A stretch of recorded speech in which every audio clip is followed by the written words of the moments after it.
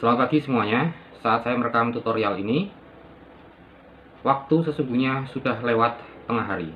Tetapi saya tetap menggunakan kata selamat pagi untuk menyapa Anda semua agar kita tetap bersemangat seperti di pagi hari. Oh ya, sebelum saya lanjutkan, jangan lupa klik tombol subscribe dan like agar channel ini bisa terus berkembang. Baiklah, kita lanjutkan saja dengan membahas sekilas tentang ilmu komunikasi yang merupakan induk dari jurnalistik. Komunikasi menjadi bagian tak terpisahkan dari kehidupan sosial manusia sehari-hari. Sejak bangun tidur hingga tidur lagi, kita melakukan aktivitas ini, seolah tak ada hentinya. Mulai dari sekedar menyapa orang-orang di sekitar kita, memesan makanan, atau melakukan pekerjaan sehari-hari. Setiap hari, Anda, saya, dan kita berkomunikasi untuk berbagai keperluan. Lalu apa saja sebenarnya komunikasi itu? Penjelasan akan hal ini antara lain dikemukakan oleh Pontjo Dwi Karyaningsih dalam buku Ilmu Komunikasi yang diterbitkan penerbit Samudra Biru pada 2018 lalu. Dalam buku itu, dia menyampaikan pendapat beberapa ahli seperti William Elvig, Brelson, Steiner, Astrid S. Susanto, Harold Laswell, dan Shannon N. Weaver. Dari pendapat para ahli itu, dapat disimpulkan bahwa komunikasi adalah penyampaian pesan, informasi, atau lambang-lambang yang memiliki arti dari satu pihak ke pihak lain.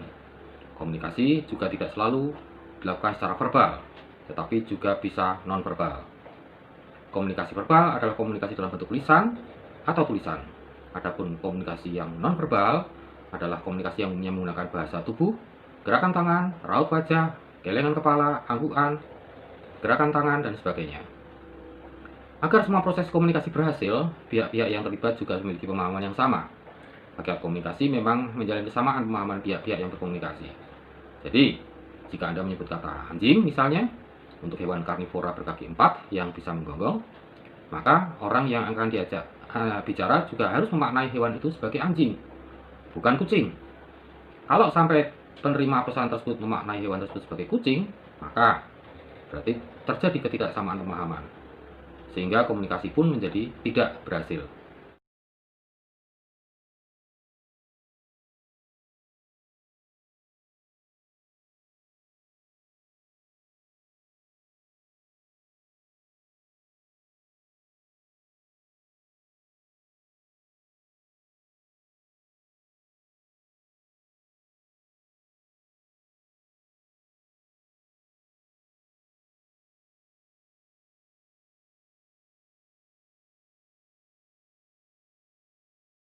Masalahnya, makna suatu kata bisa berbeda antara daerah satu dengan daerah yang lain.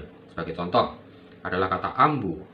Di Jawa Tengah, kata ini bermakna aroma, tetapi di masyarakat Sunda, kata ini bermakna ibu.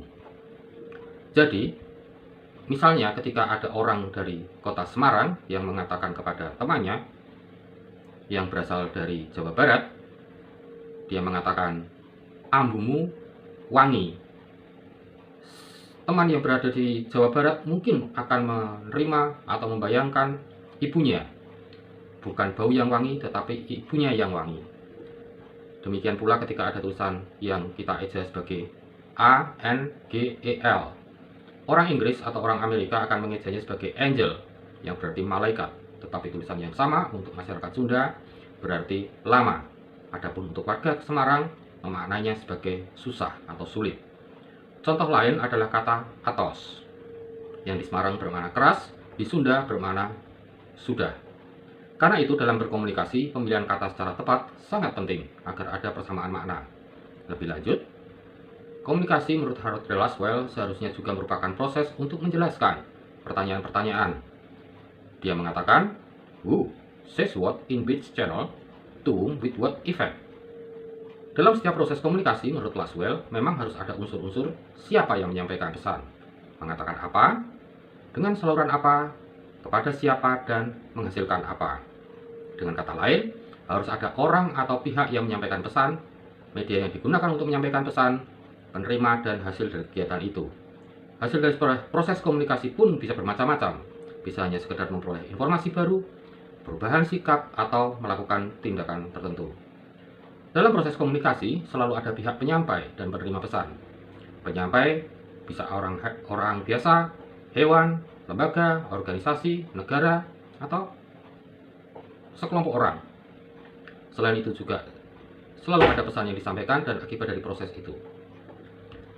Adapun akibat tersebut bisa berupa penambahan informasi, perubahan sikap atau tindakan. Ketika Anda meminta makanan kepada saya, berarti saya memperoleh informasi bahwa Anda membutuhkan makanan. Adapun akibat yang Anda harapkan adalah saya memberikan makanan kepada Anda. Demikianlah penjelasan paling sederhana tentang proses komunikasi. Yang penting adalah dalam berkomunikasi, usahakan agar orang yang kita ajak bicara memahami maksud kita.